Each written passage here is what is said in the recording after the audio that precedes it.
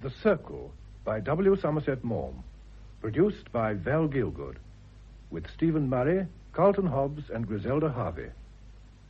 The Circle has been chosen by Val Gielgud, for many years head of BBC radio drama, for a production to mark his 70th birthday.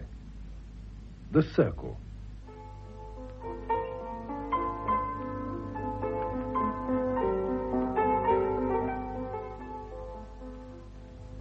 The play's action takes place in the early 1920s at Aston Abbey, the beautiful period home of Arnold Champion Cheney, MP.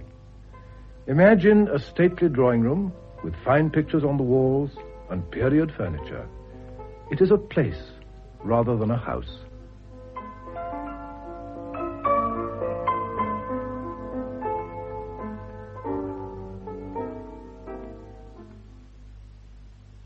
Elizabeth? Elizabeth? George, see if you can find Mrs. Cheney and ask her if she'd be good enough to come here. Very good, sir. Who is supposed to look after this room? I don't know, sir. Well, I wish when they dust they'd take care to replace the things exactly as they were before. Yes, sir. All right, you can go. Elizabeth! Anna, do you know where Elizabeth is? Oh, isn't she playing tennis, Arnold? No. Something very tiresome has happened. Oh? I wonder where the deuce she is. When do you expect Lord Porteous and Lady Kitty? They're motoring down in time for luncheon.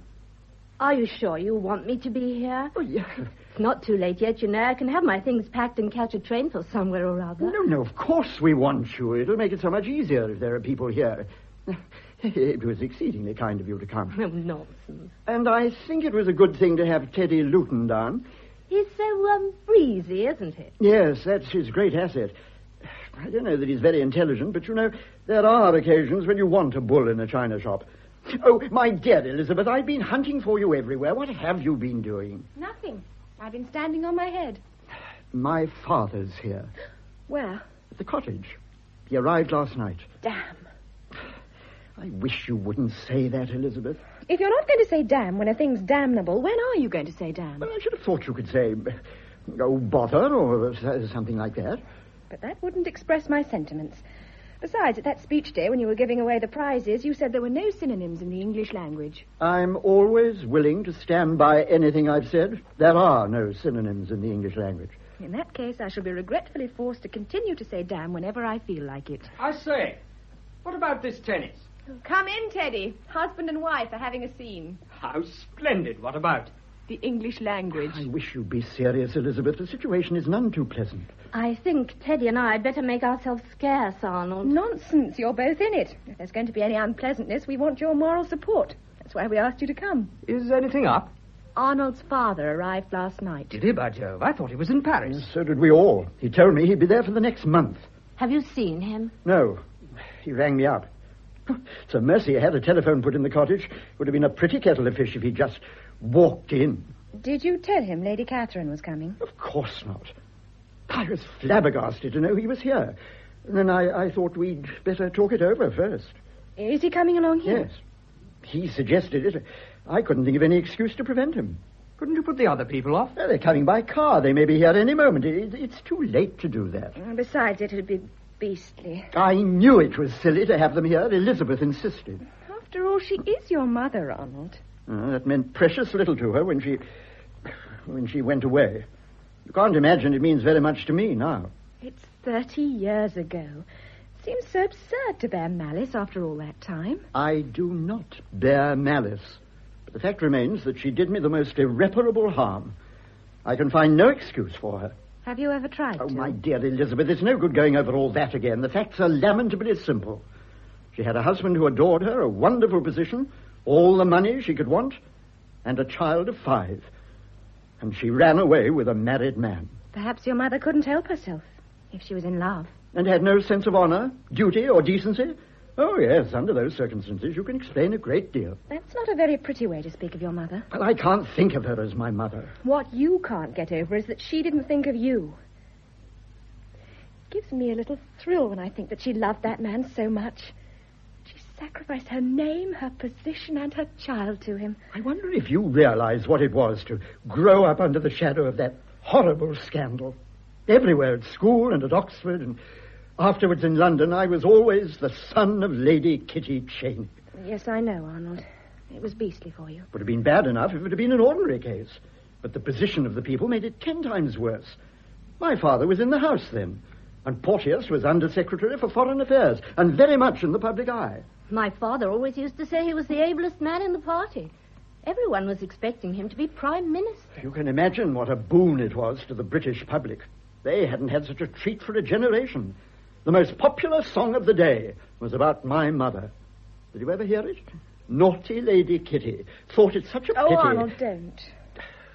And they never let people forget them. If they'd lived quietly in Florence and not made a fuss, the scandal would have died down. But those constant actions between Lord and Lady Porteous kept on reminding everyone. What were they having actions about? Well, of course, my father divorced his wife, but Lady Porteous refused to divorce Porteous. They were constantly wrangling in the law courts. Oh, I think it was monstrous of Lady Porteous. No, she knew he wanted to marry my mother, and she hated my mother. You can't blame her. Oh, it must have been very difficult for them. That's why they lived in Florence. Porteous has money, and they found people there who were willing to accept the situation. This is the first time they've ever come to England. My father will have to be told, Elizabeth. Yes. Has he ever spoken to you about Lady Kitty, Elizabeth? Never. I don't think her name has passed his lips since she ran away from this house 30 years ago. Oh, they lived here? Oh, naturally. There was a house party, and one evening neither Porteous nor my mother came down to dinner. The rest of them waited. They couldn't make it out. My father sent up to my mother's room, and a note was found on the pincushion. That's what they did in the Dark Ages. I think he took a dislike to this house from that horrible night. He never lived here again, and when I married, he handed the place over to me. He just has a cottage now on the estate that he comes down to when he feels inclined. It's been very nice for us. I owe everything to my father. I don't think he'll ever forgive me for asking these people to come here. I'm going to take all the blame on myself, Arnold. The situation was embarrassing enough anyhow. I don't know how I ought to treat them. Don't you think that it'll settle itself when you see them? After all, they're my guests. I shall try and behave like a gentleman. I wouldn't. We haven't got central heating. Will she expect me to kiss her? Surely. Oh, it always makes me uncomfortable when people are effusive. I can't understand why we never saw her before. I believe she tried to see me when I was little, but my father thought it better she shouldn't. Yes, but when you were grown up. She was always in Italy. I never went to Italy. It seems to me so pathetic that if you saw one another in the street, you wouldn't recognize each other. Well, is it my fault? You've promised to be very gentle with her and very kind. The mistake was asking Porteous to come too. Looks as though we condone the whole thing. And how am I to treat him? Am I to shake him by the hand and slap him on the back? He absolutely ruined my father's life. I think it's very lucky that Anna and Teddie are here. I don't foresee a very successful party. I'm going to do my best. I gave you my promise, and I shall keep it. But I can't answer for my father. Here is your father. May I come in through the window, or shall I have myself announced by a supercilious flunky? Come in. We've been expecting you. Impatiently, I hope, my dear child. We thought you'd be in Paris for another month. I always reserve to myself the privilege of changing my mind. It's the only one elderly gentlemen share with pretty women. You know Anna. Of course I do. How very nice to see you here. Are you staying long? As long as I'm welcome. And this is Mr. Luton. How do you do? How do you do, sir? And you, are you going to stay long, Father? To luncheon, if you'll have me. That'll be jolly. I didn't mean that. Of course you're going to stay for luncheon. I meant, how long are you going to stay down here? A week. I think we'd better chuck our tennis. Yes. I want my father-in-law to tell me what they're wearing in Paris this week. I'll go and put the rackets away. Elizabeth, it's nearly 1 o'clock. Oh, I didn't know it was so late. Arnold, I wonder if I can persuade you to take a turn in the garden before luncheon. Thank you, Anna. Yes, I'd love it. Father, I want you to look at this chair I've just got. I think it's rather good. Charming. Yeah, about 1750, I should say. Good design, isn't it? It hasn't been restored or anything. Very pretty. Yes. I think it was a good buy, don't you? Oh, my dear boy, you know I'm entirely ignorant about these things. It's exactly my period. Well, I shall see you at luncheon, then. Who is that young man, Elizabeth? Mr. Luton. Oh, he's the manager of a rubber estate in the FMS. And what are the FMS when they're at home? The Federated Malay States. He's just going back there. And why have we been left alone in this very marked manner? Have we? I didn't notice it. I suppose it's difficult for the young to realize that one may be old without being a fool. I never thought you that. Everyone knows you're very intelligent. They certainly ought to by now. I've told them often enough. Are you a little nervous? Oh, let me feel my pulse. Oh, it's perfectly regular. When I suggested staying to luncheon, Arnold looked exactly like a dose of castor oil. I wish you'd sit down. You have evidently something very disagreeable to say to me. You won't be cross with me. How old are you? 25. I'm never cross with a woman under 30. Then I've got 10 years. Mathematics? No, paint. Well? Lady Catherine's coming here. Who's Lady Catherine? You're Arnold's mother. Is she? You mustn't blame Arnold. It's my fault. I insisted. He was against it. I nagged him till he gave way, and then I wrote and asked her to come. I didn't know you knew her. I don't. But I heard she was in London, and it seemed so heartless not to take the smallest notice of her. When is she coming? We're expecting her in time for luncheon. As soon as that. I understand the embarrassment. You see, we never expected you to be here. You said you'd be in Paris for another month. Oh, my dear child, this is your house. There's no reason why you shouldn't ask whom you please to stay with you. After all, whatever her faults, she's Arnold's mother. It seems so unnatural that they should never see one another. My heart ached for that poor, lonely woman. Yeah, I never heard that she was lonely, and she certainly isn't poor. And there's something else. Yes? I couldn't ask her by herself. It would have been so insulting. I asked Lord Porteous, too. I see. I dare say you'd rather not meet them. I dare say they'd rather not meet me. I shall have a capital luncheon at my cottage. No one's ever talked to me about Lady Kitty. Won't you tell me what she was like? She was very like you, Elizabeth, only she had dark hair instead of red. Poor dear. It must be quite white now. I dare say. She was a pretty little thing. But she was one of the great beauties of her day. They say she was lovely. She had the most adorable little nose, like yours. Do you like my nose? And she was very dainty, with a beautiful little figure, very light on her feet. She was like a marquise in an old French comedy. Yes, she was lovely. And I'm sure she's lovely still. She's no chicken, you know. You can't expect me to look on it as you and Arnold do. When you've loved as she's loved, you may grow old, but you grow old beautifully. You're very romantic. If everyone hadn't made such a mystery of it, I dare say I shouldn't feel as I do.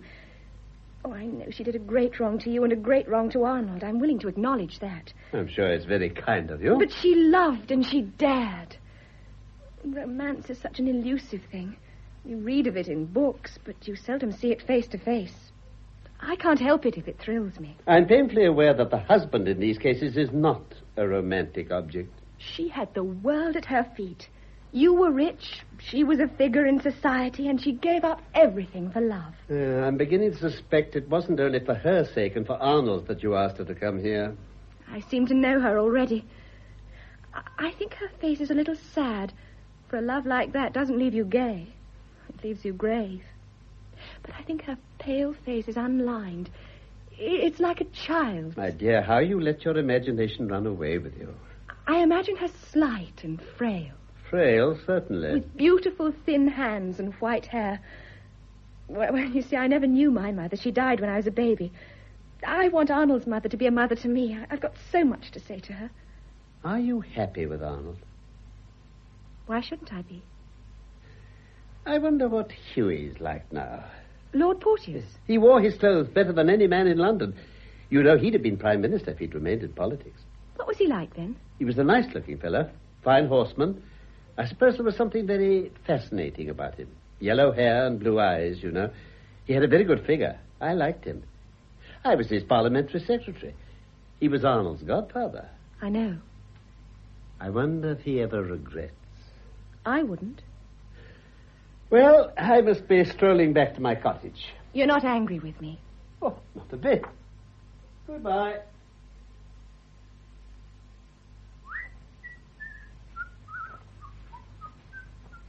I saw your blighter go. Oh, come in, Teddie. Everything all right? Oh, quite, as far as he's concerned. He's going to keep out of the way. Was it beastly? No, he made it very easy for me. He's a nice old thing. You were rather scared. A little. I am still. I don't know why. I guessed you were. I thought I'd come and give you a little moral support. Ah, it's grand here, isn't it? It is rather nice. It'll be jolly to think of it when I'm back in the FMS. Aren't you homesick sometimes? Oh, everyone is now and then, you know. You could have got a job in England if you'd wanted to, couldn't you? Oh, but I love it out there. I imagine that frills are not much worn in the FMS. Must be a comfort. It's not much good being pretentious, where everyone knows exactly who you are and what your income is. What do you do with yourself all the time? Oh, one works like blazes. You have to be a pretty hefty fellow to be a planter. And then there's grand bathing. You know, it's lovely with palm trees all along the beach. And there's shooting. And now and then we have a little dance to a gramophone. I think you've got a young woman out there, Teddie. I haven't. But you'll have to marry and settle down one of these days, you know. I want to, but... Well, it's not a thing you can do lightly. I don't know why there more than elsewhere. Well, in England, if people don't get on, they go their own ways and jog along after a fashion. In a place like that, you're thrown a great deal on your own resources. Of course. Lots of girls come out because they think they're going to have a good time. But if they're empty-headed, then they're just faced with their own emptiness, and they're done. It's not a very alluring prospect. But if the woman's the right sort, she wouldn't exchange it for any life in the world. What sort is the right sort? A woman of courage and endurance and sincerity. Of course, it's hopeless unless she's in love with her husband. My house stands on the side of a hill, and the coconut trees wind down to the shore. Azaleas grow in my garden, and camellias, and all sorts of flowers. And in front of me is the winding coastline, and then the blue sea. Do you know that I'm awfully in love with you? I wasn't quite sure. I wondered. And you? Yes. I've never kissed you. I don't want you to. Elizabeth, they're coming. Well, who? Well, my dear, my mother, of course. The car's just coming up the drive. Oh, would you like me to clear out? No, for goodness sake, stay. Oh, well, we'd better go and meet them, Arnold. No, I think they'd much better be shown in. I feel simply sick with nervousness. Your guests have arrived.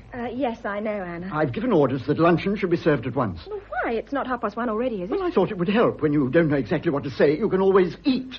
Lady Catherine Champion Cheney, Lord Porteous.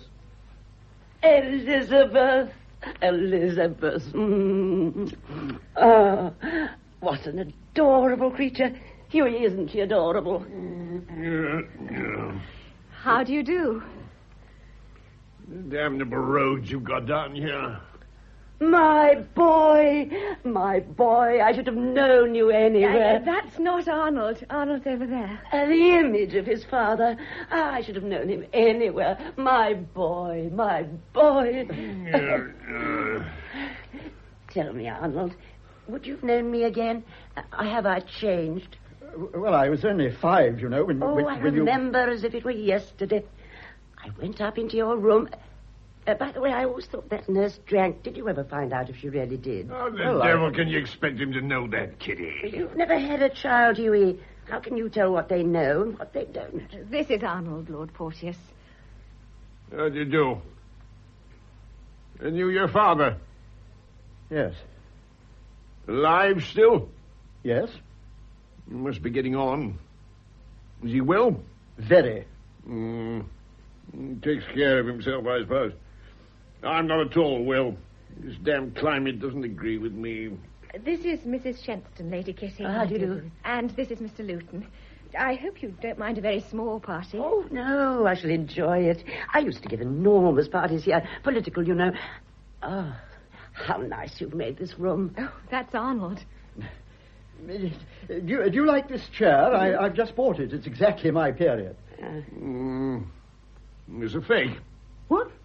I don't think it is for a minute. Leg's not right.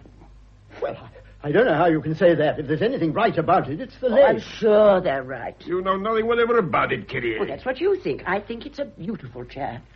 Applewhite. No, Sheraton. Oh, I know. The school for scandal. Sheraton, my dear. Sheraton. Yes, that's what I say. Do you act, Elizabeth? Oh, I couldn't. I should be too nervous. I'm never nervous. I'm a born actress. Of course, if I had my time over again, I'd go on the stage. Hughie, do you think Arnold takes after me or after his father? Because I think he's the very image of me. What is the matter, Hughie? These new teeth of mine are so damned uncomfortable. Men are extraordinary. They can't stand the smallest discomfort.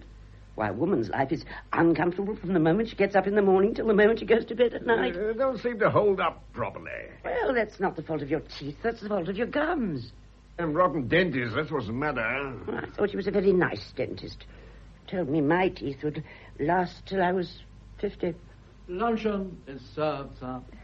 Would you like to see your rooms? We'll see our rooms after luncheon. I must powder my nose, Hughie. Put right down here. I never saw anyone so inconsiderate. Keep us all waiting half an hour. I know you. Oh, well, peace at any price, as Lord Beaconsfield said. He said a lot of damn silly things, Kitty, but he never said that. Oh! What's the matter? Oh, my lipstick. Can't you find it? Well, I had it in the car, Hughie. You remember that I had it in the car. Oh, I don't remember anything about it. Well, for heaven's sake, send someone to look for it. I'll ring. No, I'm absolutely lost without my lipstick. Lend me yours, darling, will you? I'm afraid I haven't one. Has anyone here lost a diminutive utensil containing, unless I'm mistaken, a favorite preparation for the toilet? Oh, my lipstick. I found it in the drive and ventured to bring it in. Clive. You didn't recognize me, Kitty. It's many years since we met. My poor Clive, your hair's gone quite white. I hope you had a pleasant journey down from London, Kitty. You may kiss me, Clive. You don't mind, Hughie? No. And how are you, my dear Hughie? Damned rheumatic, if you want to know. Filthy climate you have in this country. Oh, aren't you going to shake hands with me? You have no objection to shaking hands with you? You've aged, my poor Hughie. Someone was asking me how old you were the other day. Were they surprised when you told them? Surprised? They wondered you weren't dead. Did you ring, sir? No? Oh, yes. Well, it doesn't matter now. One moment. My dear Elizabeth, I've come to throw myself on your mercy. My servants are busy with their own affairs. There's not a thing for me to eat in my cottage. Oh, but we shall be delighted if you'd lunch with us. It either means that or my immediate death from starvation. You don't mind, Arnold? My dear father. Mr. Cheney will lunch here, George. And for God's sake, let's go in and eat it.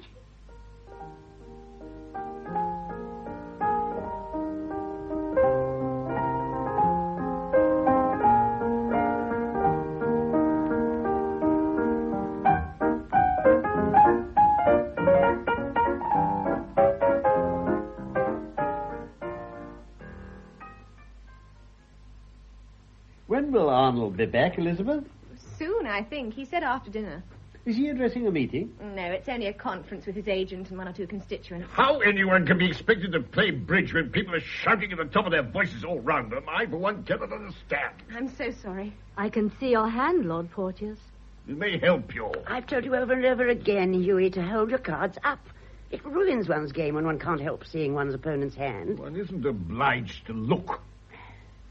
Elizabeth, what was Arnold's majority at the last election? Oh, 700 and something. He'll have to fight for it if he wants to keep his seat next time. Are we playing bridge or talking politics? I never find that conversation interferes with my game. You certainly play no worse when you talk than when you hold your tongue. I think that's a very offensive thing to say, Hughie.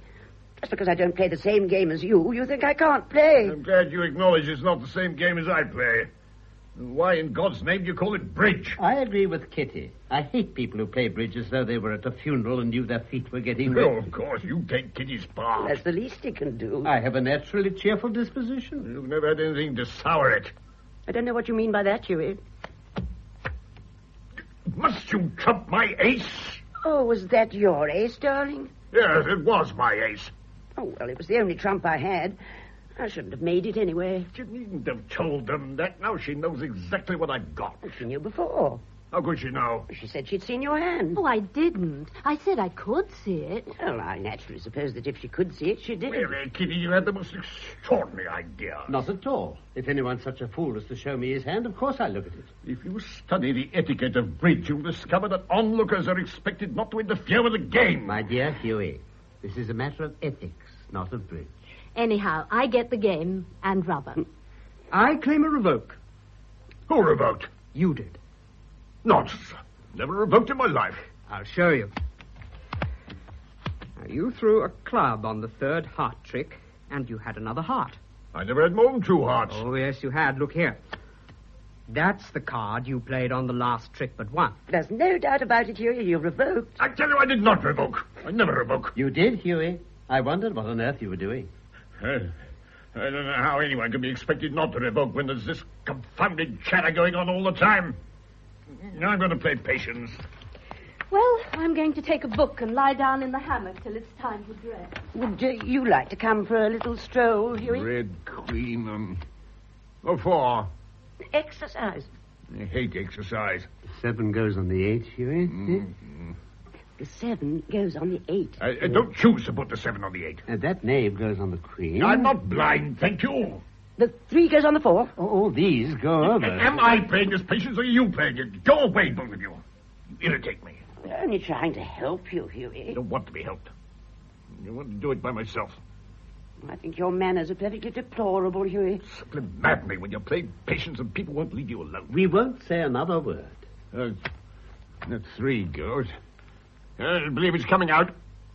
If I'd been such a fool as to put that 7 up, I shouldn't have been able to bring these down. The 4 goes on the 5. Damn you, why don't you leave me alone? It's intolerable. It was coming out, my dear I fellow. know it was coming out. Confound you. A pity you are, Huey. Pity me damned. I've told you over and over again, I will not be interfered with when I'm playing patience. Don't talk to me like that, I Huey. shall talk to you as I please. Oh, you brute. You brute. You brute. Oh, damn. Now she's gonna cry. Upon my soul, they might be married, they frip so much. You promised to keep away. Why did you come back the moment they arrived? Curiosity, my dear child.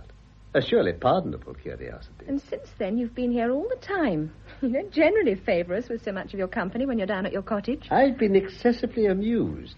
It struck me that whenever they start fripping, you took a malicious pleasure in goading them on. I don't think there's much love lost between them now, do you? I think, if you don't mind, No, don't go, Teddie. No, please don't. I'm only staying a minute. We were talking about Lady Kitty just before she arrived. Do you remember the pale, frail lady in black satin and old lace? Did you expect her to be like this, poor dear? My dear child, I haven't the vaguest idea. You were asking me the other day what she was like when she ran away. I didn't tell you half. She was so gay and so natural. Who would have thought that animation would turn into such frivolity and that charming impulsiveness lead to such a ridiculous affectation? It rather sets my nerves on edge to hear the way you talk of her. It's the truth that sets your nerves on edge, not I. You loved her once. Have you no feeling for her at all? No, why should I? She's the mother of your son. My dear child, you have a charming nature, as simple, frank, and artless as hers was. Don't let pure humbug obscure your common sense. We have no right to judge. She's only been here 2 days. We know nothing about her. My dear, her soul is as thickly rouged as her face. She hasn't an emotion that's sincere. She's tinsel. You think I'm a cruel, cynical old man. Why, when I think of what she was, if I didn't laugh at what she has become, I should cry. How do you know she wouldn't be just the same now if she'd remained your wife? Do you think your influence would have had such a salutary effect on her? I like you when you're bitter and rather insolent. Do you like me enough to answer my question?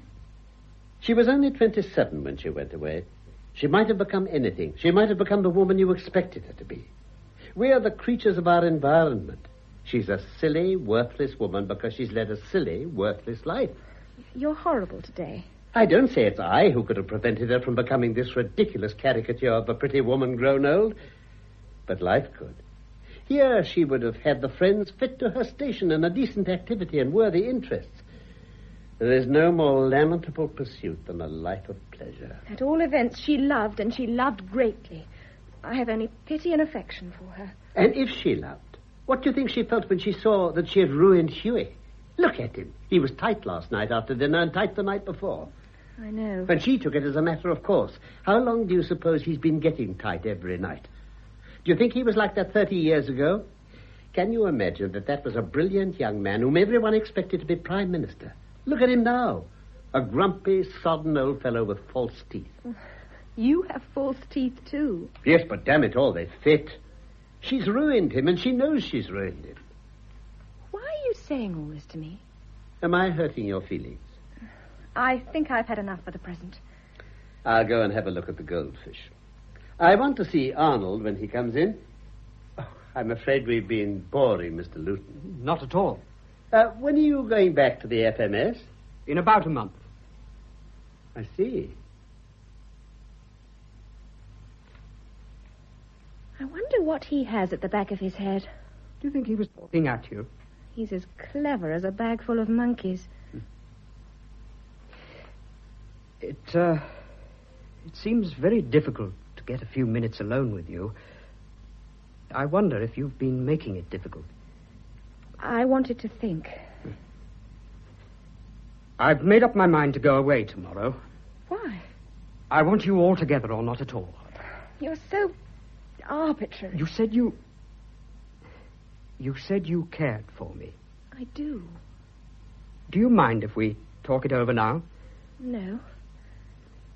It makes me feel rather shy and awkward. I've repeated to myself over and over again exactly what I want to say to you, and now all I'd prepared seems rather footling. I'm so afraid I'm going to cry. I feel it's also tremendously serious, and I think we ought to keep emotion out of it. You're rather emotional, aren't you? So are you, for the matter of that. That's why I wanted to have everything I meant to say to you cut and dried. I think it would be awfully unfair if I made love to you and all that sort of thing, and you were carried away. I wrote it all down and thought I'd send it to you as a letter. Why didn't you? A letter seems so cold. You see, I love you so awfully. For goodness sake, don't say that. No, you mustn't cry. Please don't, or I shall go all to pieces. I'm sorry. It doesn't mean anything, really. It's only tears running out of my eyes. Our only chance is to be awfully matter-of-fact. What's the matter? I've got a sort of lump in my throat. It's idiotic. I think I'll have a cigarette.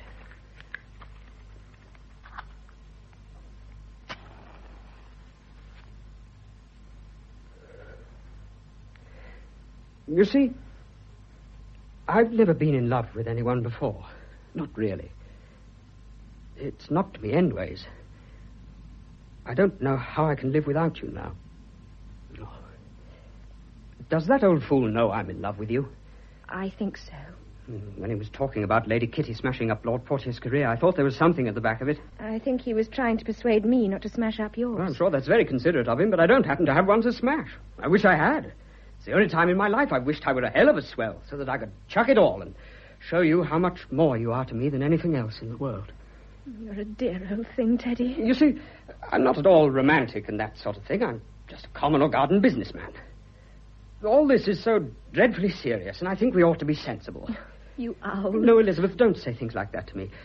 I want you to consider all the pros and cons, and my heart's thumping against my chest, and you know I love you. I love you. I love you. Oh, my precious. No, don't be idiotic, Elizabeth. I'm not going to tell you that I can't live without you in a lot of muck like that. You know that you mean everything in the world to me.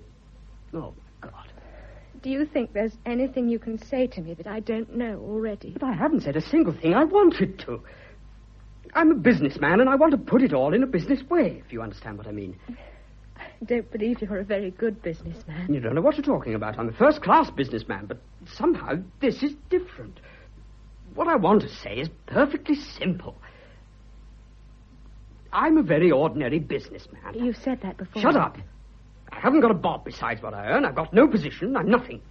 You're rich and you've got everything that anyone can want. But after all, there's only one thing that really matters in the world, and that's love. I love you. Oh, chuck all this, Elizabeth, and come to me. Are you cross with me? Furious. Darling. If you don't want me, tell me so at once and let me get out quickly. Teddie, nothing in the world matters anything to me but you. I'll go wherever you take me. I love you. Oh, my God. Does it mean as much to you as that? Oh, Teddie. Don't be a fool, Elizabeth. It's you, the fool. You're making me cry. You're so damned emotional. You're damned emotional yourself. I'm sure you're a rotten businessman. I don't care what you think. Oh, you've made me so awfully happy. I say, what a lark life's going to be. Oh, Teddie, you are an angel. Let's get out quick. It's no good wasting time. Elizabeth. What? Nothing. I just like to say Elizabeth. You fool. I say, can you shoot? No. I'll teach you. You don't know how grand it is to start out from your camp at dawn and travel through the jungle, and you're so tired at night, and the sky is all starry. Isn't it fun being in love with someone who's in love with you? I say, I think I'd better clear out at once, don't you? Seems rather rotten to stay on in this house. You can't go tonight. There's no train. I'll go tomorrow. I'll wait in London till you're ready to join me. I'm not going to leave a note on the pincushion like Lady Kitty, you know. I'm going to tell Arnold. Are you? Don't you think there'll be an awful bother? I must face it. I should hate to be sly and deceitful. Well, then let's face it together. No, I'll talk to Arnold by myself. You won't let anyone influence you? No. There's the car. Arnold's come back. I must go and bathe my eyes. I don't want them to see I've been crying. All right. Elizabeth. What? Bless you. Idiot.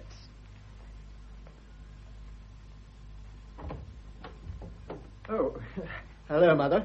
Oh, Arnold, I saw you come in. Well, we don't seem to have had 5 minutes by ourselves. I want to make your acquaintance, you know. I should like you to know that it's not by my wish that my father is here. Oh, but I'm so interested to see him. Oh, I was afraid that you and Lord Porteous must find it embarrassing. Oh, no. Hughie was his greatest friend. They were at Eton and Oxford together. I think your father's improved so much since I saw him last. Wasn't good looking as a young man, but now he's quite handsome. Thank you. Life is really very quaint.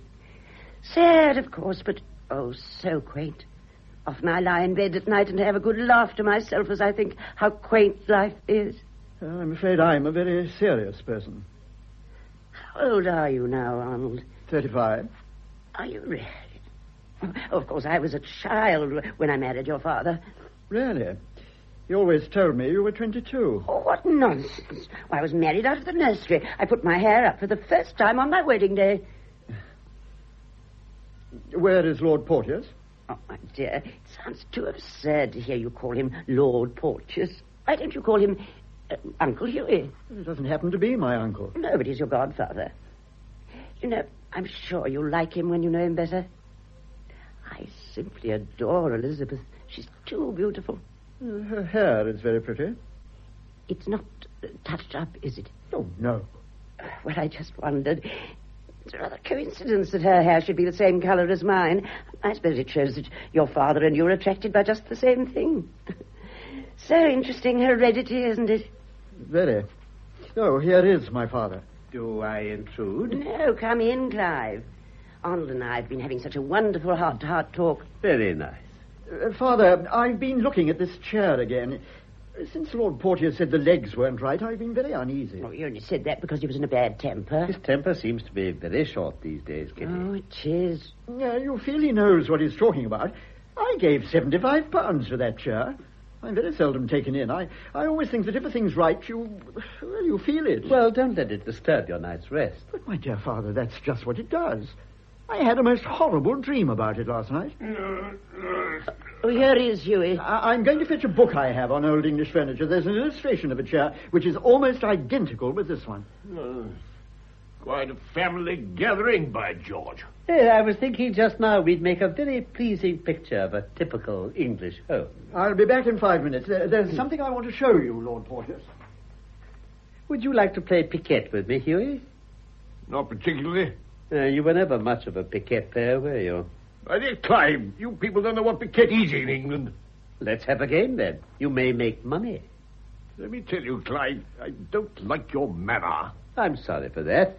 I'm afraid I can't offer to change it at my age. I don't know what you want to be hanging around here for. A natural attachment to my home. If you'd had an attack, you'd have kept out of the way while we're here.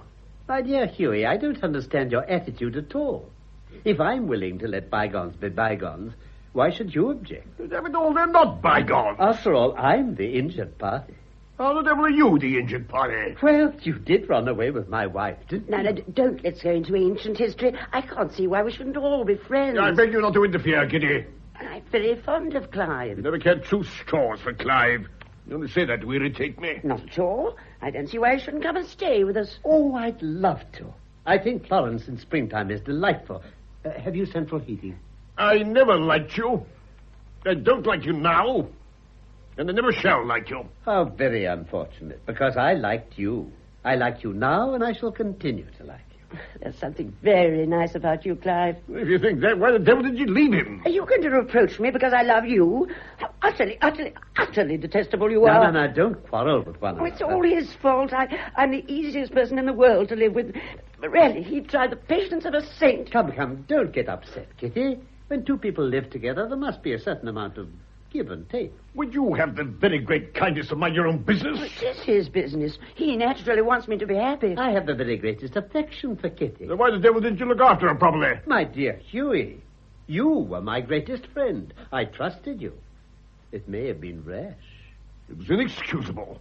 I don't know what you mean by that, Hughie. Don't try to bully me, Kitty. Oh, I know what you mean. Then why the devil did you say you didn't? Well, when I think that I've sacrificed everything for that man, and for 30 years I've had to live in a filthy marble palace with no sanitary conveniences. Do you mean to say that you haven't got a bathroom? I've had to wash in a tub. Oh, my poor Kitty, how you've suffered. Really, Kitty, I'm sick of hearing of the sacrifice you made.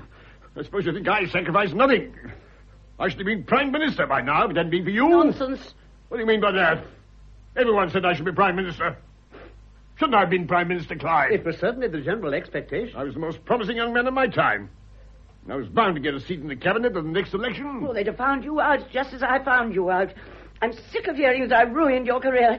You never had a career to ruin, Prime Minister. You haven't the brain. You haven't the character. Cheek, push, and a gift of the gab will serve very well instead, you know.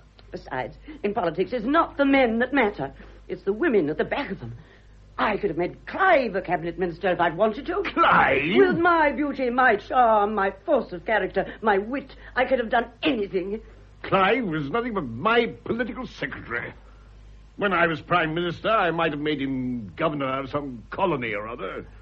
Western Australia, say. Out of pure kindness. You think I would have buried myself in Western Australia with my beauty and my charm? Or Barbados, perhaps? Barbados can go to Barbados. That's all you've got. Nonsense. I'd have had India. I'd never have given you India. You would have given me India. I tell you I wouldn't. The king would have given me India. The nation would have insisted on my having India. I would have been in vice reign or nothing. I tell you that as long as the interests of the British Empire... Damn it, oh, my teeth are coming out. Oh, it's too much. I can't bear it anymore. I put up with him for 30 years, and now I'm at the end of my tether. Calm yourself, my listen dear to a word. Kitty. No, I've quite made up my mind. It's finished.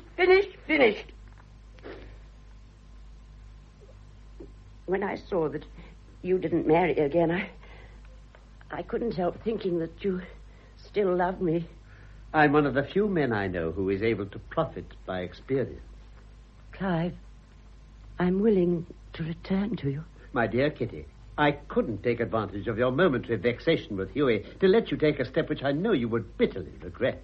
You've waited for me a long time, Clive. For Arnold's sake. Do you think we really need bother about Arnold? In the last 30 years, he's had time to grow used to the situation. Explain yourself, Clive. When you ran away from me, Kitty, I was sore and angry and miserable. But above all, I felt a fool. Men are so vain. But I was a student of history, and presently I reflected that I shared my misfortune with very nearly all the greatest men. I'm a great reader myself. It always struck me as peculiar. The explanation is very simple.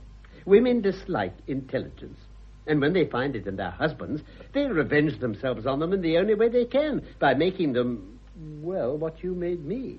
It's ingenious, Clive. It may be true. The House of Commons had always bored me excessively, and the scandal of our divorce gave me an opportunity to resign my seat. I've been relieved to find that the country got on perfectly well without me. But has love never entered your life?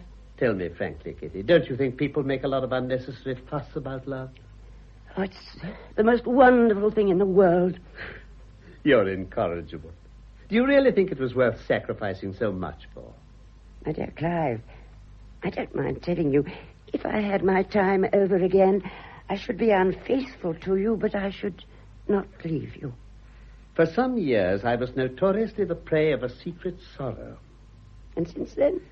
Since then, I have allowed myself the luxury of assisting financially a succession of dear little things in a somewhat humble sphere between the ages of 20 and 25.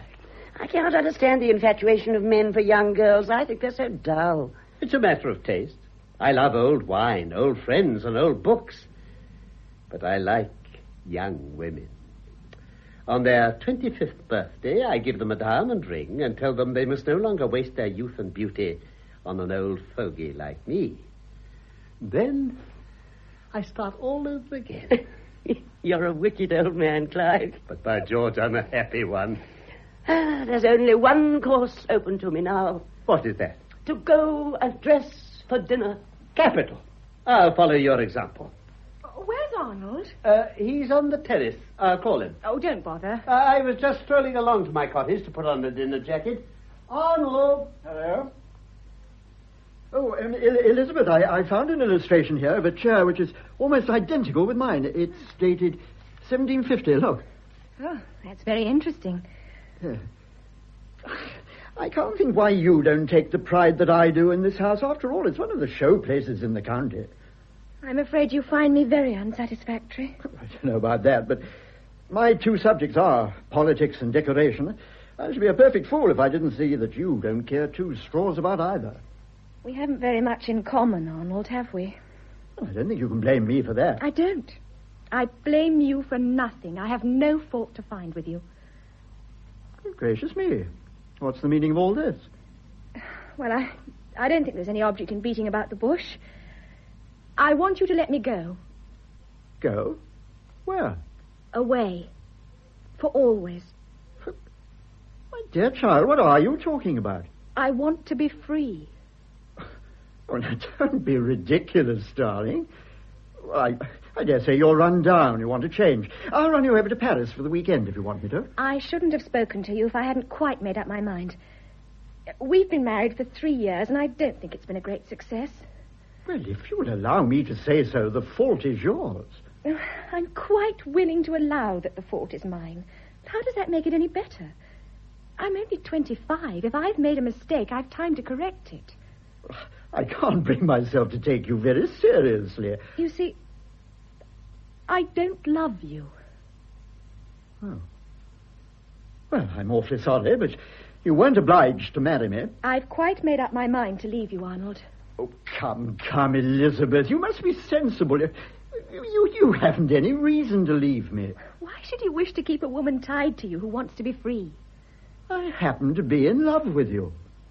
You might have said that before. I thought you'd take it for granted. You can't expect a man to go on making love to his wife after 3 years. I'm very busy. After all, a man marries to have a home, but also because he doesn't want to be bothered with sex and all that sort of thing. I fell in love with you the first time I saw you, and I've been in love with you ever since. I'm sorry, but if you're not in love with a man, his love doesn't mean very much to you. It's so ungrateful. I've done everything in the world for you. You've been very kind to me. But now you must let me go. Oh, nonsense. I'm a good deal older than you are, and I think I have a little more sense. In your interest as well as mine, I'm not going to do anything of the sort. How can you prevent me? You can't keep me under lock and key. Oh, please don't talk to me as if I were a foolish child. Now, what is it precisely that you suggest? Well, I want you to let me divorce you. Me? Thank you very much. Are you under the impression that I'm going to sacrifice my career for a whim of yours? How will it do that? My majority's small enough as it is. Do you think I'd be able to hold it if I were in a divorce case? It's rather hard on a woman to be divorced. What do you mean by that? Are you in love with someone? Yes. Who? Teddie Luton. Ted? My poor child. Oh, how can you be so ridiculous? He hasn't a bob. He's a perfectly commonplace young man. I've fallen desperately in love with him, Arnold. Well, you better fall desperately out. He wants to marry me. I dare say he does. He can go to hell. It's no good taking it like that. Is he your lover? Certainly not. Well, it shows he's a mean skunk to take advantage of my hospitality to make love to you. It's because I wanted to do nothing shabby that I told you straight out how things were. How long have you been thinking of this?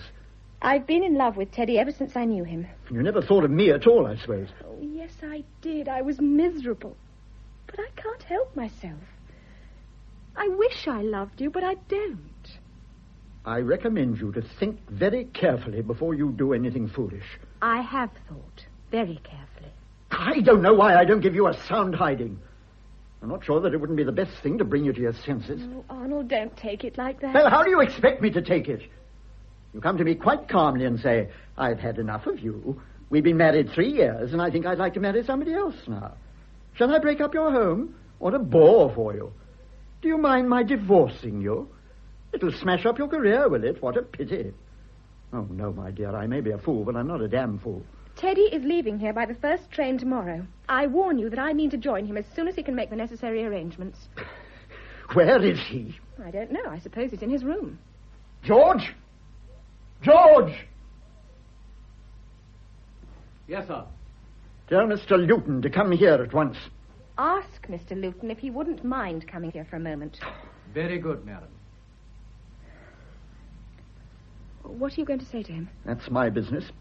I wouldn't make a scene if I were you. I am not going to make a scene. Why did you insist on my mother coming here? It seemed really rather absurd to take up the attitude that I should be contaminated by her when... When you were proposing to do exactly the same thing. Well, now you've seen her, what do you think of her, Do you think it's been a success? Is that the sort of woman a man would like his mother to be? I've been ashamed. I've been so sorry. It all seemed dreadful and horrible. Well, this morning I happened to notice a rose in the garden. It looked all overblown and bedraggled. It was like a painted old woman. And I remembered that I'd looked at it a day or two ago. It was lovely then, fresh and blooming and fragrant. Well, it may be hideous now, but that doesn't take away from the beauty it had once. That was real. Poetry, by God, as if this were the moment for poetry. Did you want me, Elizabeth? I sent for you. When will it be convenient for you to leave this house? I was proposing to go tomorrow morning, but I can very well go at once if you like. I do like. Very well. Is there anything else you wish to say to me? Do you think it was very honorable to come down here and make love to my wife? No, I don't. I haven't been very happy about it. That's why I wanted to go away. Upon my word, you're cool. I'm afraid it's no good saying I'm sorry and that sort of thing. You know what the situation is. Is it true that you want to marry Elizabeth? Yes.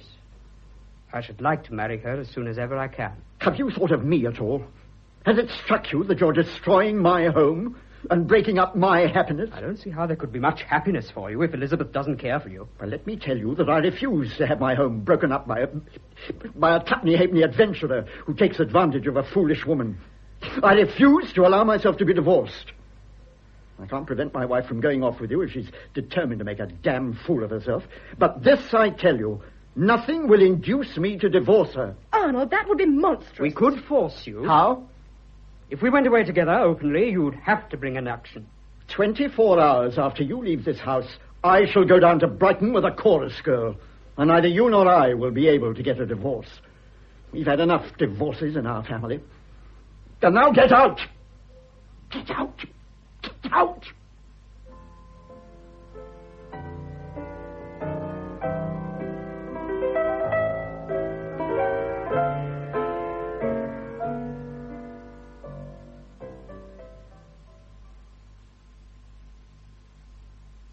I think if you'll follow my advice to the letter, Arnold, you'll probably work the trick. I don't like it, you know. It's against all my principles. My dear Arnold, we all hope that you have before you a distinguished political career. You can't learn too soon that the most useful thing about a principle is that it can always be sacrificed to expediency. Supposing it doesn't come off. A woman will always sacrifice herself if you give her the opportunity. It's her favorite form of self-indulgence. I never know whether you're a humorist or a cynic, Father. I'm neither, my dear boy. I'm merely a very truthful man. But people are so unused to the truth that they're apt to mistake it for a joke or a sneer. It seems so unfair that this should happen to me. Keep your head, my boy, and do what I tell you. Oh, here they are. Where's Lord Porteous? He's on the terrace. He's smoking a cigar. Hughie? Yes? Where's Mrs. Shenstone? Oh, she had a headache. She's gone to bed. Arnold and I have just been down to my cottage. I wondered where you'd gone. I came across an old photograph album this afternoon. I meant to bring it along before dinner, but I forgot, so we went and fetched it. Oh, do let me see it. I love old photographs. Aren't their clothes funny? That's Mrs. Langtry. She has a lovely nose. Oh, she was the most wonderful thing you ever saw. Dowagers used to jump on chairs in order to get a good look at her when she came into a drawing room. And who's that? Oh, Lady Lonsdale. That's Lady Dudley. This is an actress, isn't it? It is indeed. Ellen Terry. By George, how I loved that woman. Dear Ellen Terry. There's Lady Randolph. I think it's too sweet. I love their absurd bustles and those tight sleeves. What figures they had.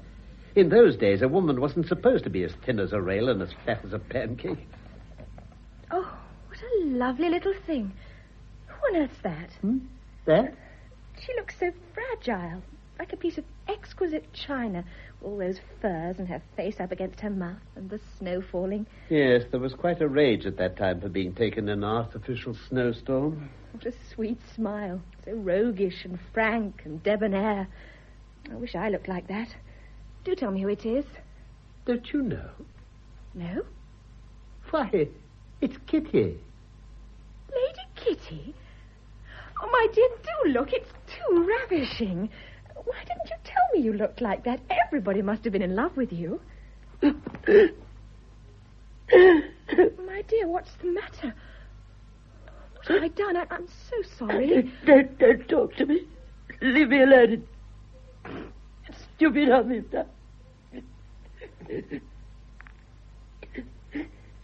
Come out on the terrace, Elizabeth. Did you do that on purpose?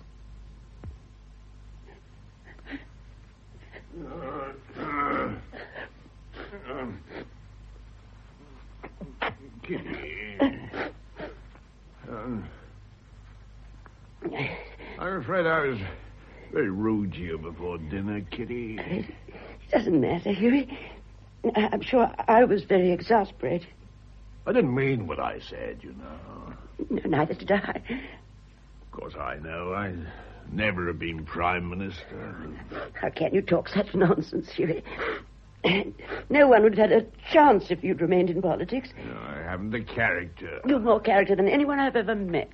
Besides, I don't know that I much wanted to be Prime Minister. Oh, but I should have been so proud of you. Of course you'd have been Prime Minister. I'd have given you India, you know. I think it'd have been a very popular appointment. I don't care tuppence about India. I'd been quite content with Western Australia. My dear, you don't think I'd let you bury yourself in Western Australia? Or Barbados. Never. Kept you in London. Hello. Photographs. No. Don't look. No, don't be silly. Isn't it hateful to grow old? You know, you haven't changed much. Oh, Hughie. Oh, how can you talk such nonsense? Of course, you're a little more mature, but that's all. A woman's all the better for being rather mature. Oh, you really think that? On my soul, You're I not do. just saying it to please me. No. Let me look at the photograph again. Well, the fact is, if your bones are good, age doesn't really matter. You'll always be beautiful. Silly of you to cry. It hasn't made my eyelashes run, has it? Not a bit. It's very good stuff I have now. They don't stick together either. Look here, Kitty. How much longer do you want to stay here? Oh, I'm quite ready to go whenever you want. Clive gets on my nerves. I don't like the way he keeps hanging about you all. Hughie, you don't mean to say you're jealous of poor Clive? Of course I'm not jealous of him. He does look at you in a way that I can't help thinking rather objectionable. Hughie, you may throw me downstairs like Amy Robson. You may drag me about the floor by the hair of my head. I don't care. You're jealous. I shall never grow old. Well, damn it all, the man was your husband. My dear Hughie, he never had your style. By the moment you come into a room, everyone looks and says, who the devil's that? What? You think that, do you? Well, there's something in what you say.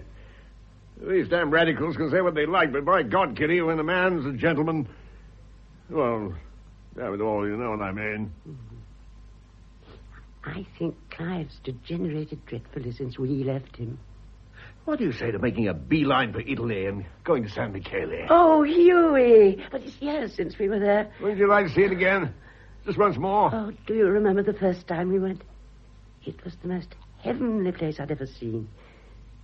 We only left England a month, but I said I'd like to spend all my life there. Of course, I remember. And in a fortnight, it was yours. Lock, stock, and barrel. We were very happy there, Hughie. Let's go back once more. No, I daren't. It must be all peopled with the ghosts of our past. One should never go again to a place where one's been happy. It would break my heart.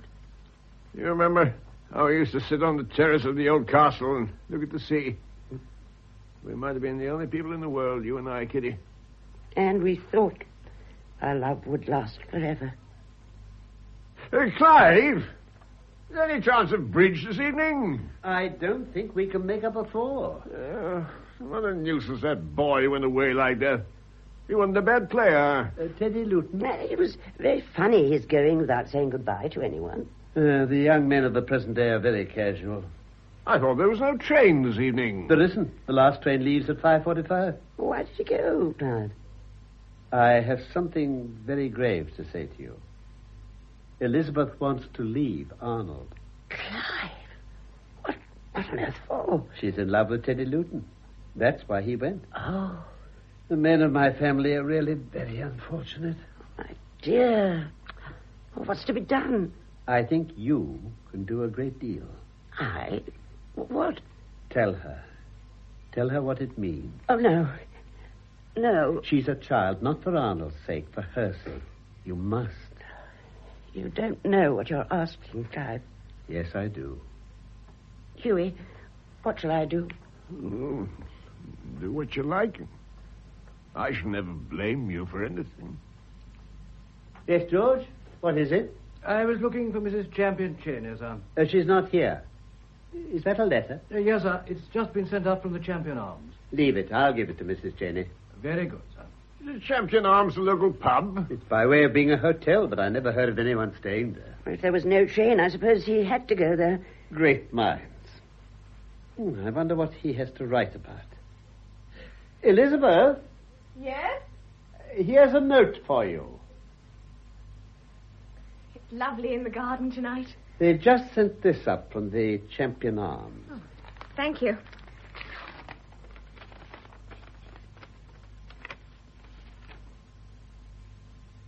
Oh. Hughie, I wish you'd fetch me a cloak. I'd like to take a little stroll in the garden, but after 30 years in Italy, I find these English summers rather chilly. Very well, my dear. I want to talk to Elizabeth, Clive. I'll leave you. What does he say? Who? Mr. Luton. They've told you? Yes. And now they have. I think I knew it all along. I don't expect you to have much sympathy for me. Arnold's your son. So pitifully little. I'm not suited for this sort of existence. Arnold wants me to take what he calls my place in society. I get so bored with those parties in London. Are you very much in love with Mr. Luton? I love him with all my heart. And he? He's never cared for anyone but me. He never will. Will Arnold let you divorce him? No, he won't hear of it. He refuses even to divorce me. Why? He thinks a scandal will revive all the old gossip. Oh, my poor child. It can't be helped. I'm quite willing to accept the consequences. You don't know what it is to have a man tied to you only by his honor. When married people don't get on, they can separate. But if they're not married, it's impossible. It's a tie that only death can sever. If Teddie stopped caring for me, I shouldn't want him to stay with me for 5 minutes. One says that when one's sure of a man's love. But when one isn't anymore, it's so different, Elizabeth. In those circumstances, one's got to keep a man's love. It's the only thing one has. I'm a human being. I can stand on my own feet. Have you any money of your own? None. Well, then how can you stand on your own feet? You think I'm a silly, frivolous woman. But I've learned something in a bit of school. When you come down to bedrock, it's the man who pays the piper who calls the tune. Woman will only be the equal of man when she earns her living in the same way that he does. I don't want luxury. You mean that if need be you could earn your own living? Yes. What could you be? Nurse or a typist? It's nonsense. Luxury saps a woman's nerve, and when she's known it once, it becomes a necessity. That depends on the woman. Oh, when we're young, we think we're different from everyone else. But when we grow a little older, we discover we're all very much of a muchness. You're very kind to take so much trouble about me. Breaks my heart to think that you're going to make the same pitiful mistake that I made. Don't say it was that. Don't. Look at me, Elizabeth, and look at Hughie. Do you think it's been a success? If I had my time over again, do you think I'd do it again? Do you think he would? You see, you don't know how much I love Teddie. Huh? And you think I didn't love Hughie? Do you think he didn't love me? I'm sure he did. Oh, of course, in the beginning, it was heavenly. We felt so brave and adventurous, and we were so much in love. Yes, the first 2 years were wonderful. People cut me, you know, but I didn't mind. I thought love was everything. It is a little uncomfortable when you come upon an old friend and go towards her eagerly, so glad to see her, and are met with an icy stare. Do you think friends like that are worth having? Well, at first I thought it was rather a relief, because it threw Hughie and me together more. But, you know, men are very funny. Even when they are in love, they're not in love all day long. They want change and recreation. I'm not inclined to blame them for that, poor dears. Then we settled in Florence. And because we couldn't get the society we'd been used to, we became used to the society we could get. Loose women, vicious men, snobs who like to patronize people with a handle to their names. And then Hughie began to hanker after his old life. He wanted to go big game shooting. But I daren't let him go. I was afraid he'd never come back. But you knew he loved you. My dear, believe me, it's no joke when you have to rely on yourself to keep a man. I could never afford to grow old. My dear, I'll tell you a secret that I'd never told to a living soul. What's that? My hair is not naturally this color. Really? Oh, touch it up. Well, you'd never have guessed, would you? Never. Well, nobody does. But, my dear, it's white. Prematurely, of course, but white. However tired I've been, I've had to be brilliant and gay. I've never let Hughie see the aching heart behind my smiling eyes. You poor dear. And when I saw he was attracted by someone else, the fear and jealousy that seized me, I didn't dare to make a scene as I should have done if I'd been married. I had to pretend not to notice. But do you mean to say he fell in love with anyone else? Well, of course he did eventually. You must have been very unhappy. I was. Dreadfully. Night after night, I sobbed my heart out when Hughie told me he was going to play cards at the club, and I knew he was with that odious woman. Of course, It wasn't as if there weren't plenty of men who were anxious to console me. Of course, I can quite understand that. But I had my self-respect to think of. Whatever Hughie did, I would do nothing I should regret. You must be very glad now. And notwithstanding all my temptations, I have been absolutely faithful to Hughie. In spirit. I don't think I understand what you mean. Well, there was an Italian boy who was so desperately in love with me that his mother was afraid he'd go into a consumption. What could I do? Those Italians are so passionate. They had such beautiful eyes. But I think that's dreadful. Are you shocked? One sacrifices one's life for love, and then one finds that love doesn't last. The tragedy of love isn't death or separation. One gets over them. The tragedy of love is indifference. Oh, Elizabeth, can I have a little talk with you? Of course. Shall we go for a stroll in the garden? If you like, Arnold. No, stay here. I'm going out anyway. I want you to listen to me for a few moments, Elizabeth. I was so taken aback by what you told me just now that I lost my head. I was rather absurd, and I beg your pardon. I said things that I regret. Oh, don't blame yourself. I'm sorry that I should have given you occasion to say them. I want to ask you if you've quite made up your mind to go. Quite. Just now, I seem to have said all that I didn't want to say, and nothing that I did. I'm stupid and tongue-tied. I never told you how deeply I loved you. Oh, Arnold. I've been tactless and neglectful, but I do ask you to believe that it hasn't been because I didn't love you. When I see you at a party so fresh and lovely and everybody wondering at you, I have a sort of little thrill because you're mine, and afterwards I shall take you home. Oh, Arnold, you're exaggerating. I can't imagine this house without you. Oh, Elizabeth, don't you love me at all? It's much better to be honest. No. Does my unhappiness mean nothing to you? Of course it does. It breaks my heart. You see, I never knew I meant so much to you. I'm so touched. And I'm so sorry, Arnold, really sorry, but I can't help myself. Oh, my poor child, it's cruel of me to torture you. Oh, Arnold, believe me, I have tried to make the best of it. I tried to love you, but I can't. After all, one either loves or one doesn't. Trying's no help. I'm so afraid you'll be unhappy. I'm so afraid you'll regret. I hope you'll forget me and all the unhappiness I've caused you. Elizabeth? Yes? If you love this man and want to go to him, I'll do nothing to prevent you. My only wish is to do what is best for you. Arnold, that's awfully kind of you. If I'm treating you badly, at least I want you to know that I'm grateful for all your kindness to me. But there is one favor I should like you to do for me. Will you? Oh, Arnold, of course I'll do anything I can.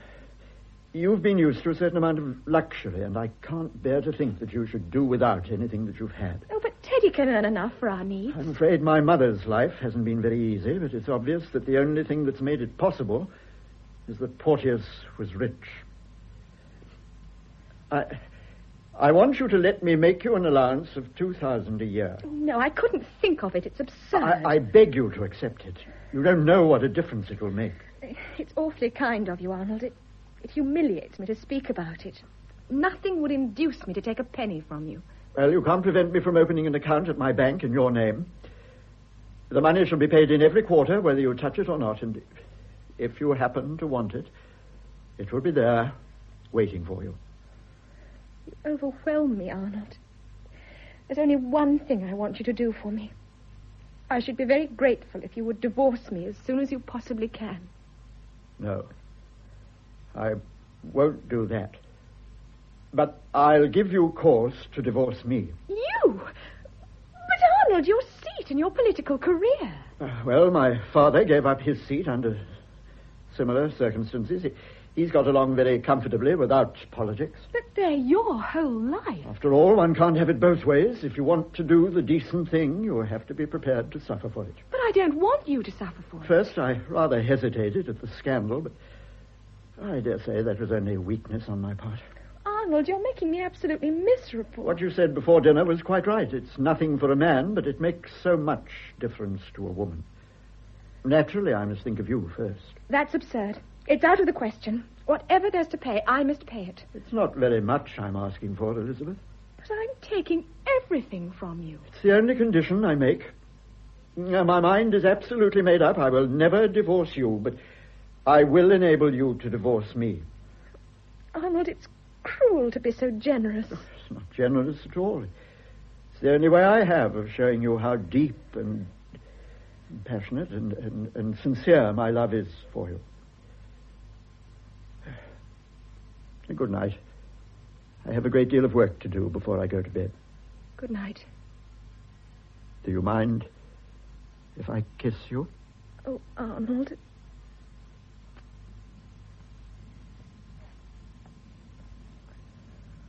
You alone, Elizabeth? That note you asked me about, Lady Kitty, from Teddie. Yes. He wanted to have a talk with me before he went away. He's waiting for me at the end of the terrace. Would Lord Porteous mind going and asking him to come here? Certainly. Certainly. Forgive me for troubling you, but it's very important. No trouble at all. Hugh and I'll leave you alone. Oh, but I don't want to be left alone. I want you to stay. What are you going to say to him? Please don't ask me questions. I'm so frightfully unhappy. Oh, my dear child. No, isn't life rotten? Why can't one be happy without making other people unhappy? I brought him. He said he'd be damned if he'd come. When a lady sent for him. Are these the manners of the young men of today? When you've been solemnly kicked out of a house once, I think it seems rather pushing to come back again as though nothing had happened. Teddie, I want you to be serious. Darling, I had such a rotten dinner at that pub. If you ask me to be serious on the top of that, I shall cry. Don't be idiotic, Teddie. I'm so utterly wretched. What is it? I can't come away with you, Teddie. Why not? I don't love you enough.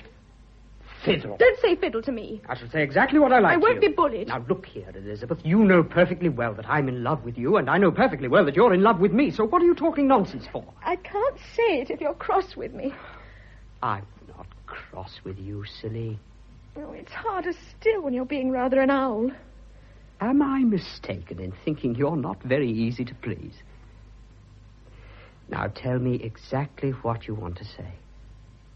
By the way, do you want Lady Kitty and Lord Porteous to be here? Yes. Elizabeth asked us to stay. Oh, I don't mind, bless you. I only thought you might feel rather in the way. A gentlewoman never feels in the way, Mr. Luton. Teddie, listen. It wasn't true when I said I didn't love you. Of course I love you. But Arnold loves me, too.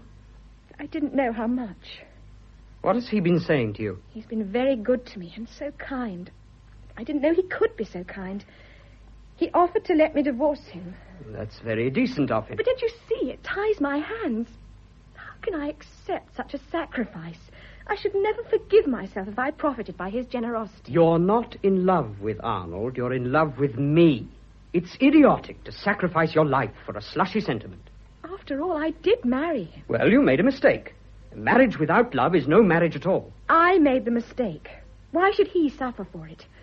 If anyone has to suffer, it's only right that I should. What sort of life do you think it would be with him?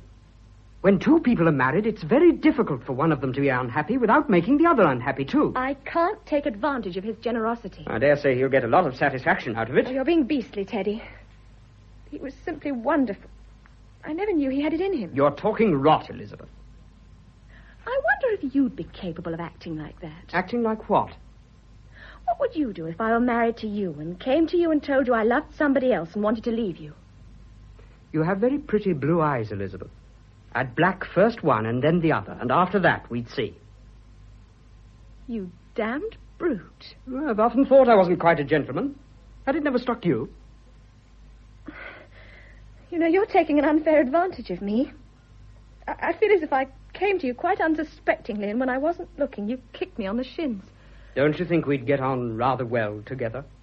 Oh, Elizabeth's a fool if she don't stick to her husband. It's bad enough for the man, but for the woman, it's damnable. I hold no brief for Arnold. He plays bridge like a foot. Saving your presence, Kitty, I think he's a prig. Oh, poor dear, his father was at his age. I dare say he'll grow out of it. But you stick to him, Elizabeth, stick to him. Man's a gregarious animal. We're members of a herd. If we break the herd's laws, we suffer for it. We suffer damnably. Elizabeth, my dear child, don't go. It's not worth it. It's not worth it. I tell you that. And I've sacrificed everything to love. I'm afraid. Elizabeth. I can't face it. It's asking too much of me. Let's say goodbye to one another, Teddie. It's the only thing to do. I'm giving up all my hope of happiness. But I wasn't offering you happiness. I don't think my sort of love tends to happiness. I'm jealous. I'm not a very easy man to get on with. I'm often out of temper and irritable. I should be fed to the teeth with you sometimes, and so would you be with me. I dare say we'd fight like cat and dog, and sometimes we'd hate each other. Often you'd be wretched and bored stiff and lonely, and often you'd be frightfully homesick, and then you'd regret all you'd lost. Stupid women would be rude to you because we'd run away together, and some of them would cut you. I don't offer you peace and quietness. I offer you unrest and anxiety. I don't offer you happiness. I offer you love. You hateful creature. I absolutely adore you. Kiss me. Of course, the moment he said he'd give her a black eye, I knew it was finished. Now, let's make a boat for it now, Elizabeth. Shall we? This minute. You're damn fools, both of you, damn fools. If you like, you can have my car. That's awfully kind of you. As a matter of fact, I got it out of the garage. It's just along the drive. How do you mean you got it out of the garage? Well, I thought there'd be a lot of bother, and it seemed to me the best thing would be for Elizabeth and me not to stand upon the order of our going, you know. Do it now. An excellent motto for a businessman. I'm speechless. I'm absolutely speechless. Well, hang it all, I couldn't carry Elizabeth all the way to London. She's so damn plump. You dirty dog. Well, I like him, Kitty. No good pretending I don't like him. The moon's shining, Elizabeth. We'll drive all through the night. They better go to San Michele. I'll wire to have it got ready for him. That's where we went when Hughie and I... You dear things. I envy you. No, don't cry, Kitty. Confound you, don't cry. Come, darling. But I can't go like this. Nonsense. Lady Kitty will lend you her cloak, won't you? You're capable of tearing it off my back if I don't. And we'll buy you a toothbrush in London in the morning. Oh, she must write a note for Arnold. I'll put it on her pincushion. Pincushion be blowed. Come, darling. We'll drive through the dawn and through the sunrise. Goodbye. Goodbye. Goodbye, you darling. Goodbye. Goodbye. Oh, Hughie, how it all comes back to me. Will they suffer, or we suffered? And have we suffered all in vain? My dear, I don't know that in life it matters so much what you do as what you are. No one can learn by the experience of another because those circumstances are quite the same. If we made rather a hash of things, perhaps it was because we were rather trivial people. You can do anything in this world if you're prepared to take the consequences. And consequences depend on character. Well, I think I've settled the hash of that, young man. Oh? You have to get up very early in the morning to get the better of your humble servant. What is that? It sounds like a car. I expect it's your chauffeur taking one of the maids for a joyride. Whose hash are you talking about? Mr. Edward Luton's, my dear Hughie. I told Arnold exactly what to do, and he's done it. What makes a prison? Why, bars and bolts. Remove them, and a prisoner won't want to escape. Clever, I flatter myself. Yeah, you were always that, Clive. But at the moment, you're obscure. I told Arnold to go to Elizabeth and tell her she could have her freedom. I told him to sacrifice himself all along the line. I know what women are. The moment every obstacle was removed to her marriage with Teddie Luton, half the allurement was gone. Arnold did that. He followed my instructions to the letter. I've just seen him. She's shaken. I'm willing to bet. Bet? £500 to a penny that she won't bolt. A downy old bird, eh? Eh. Downy's the word. Downy.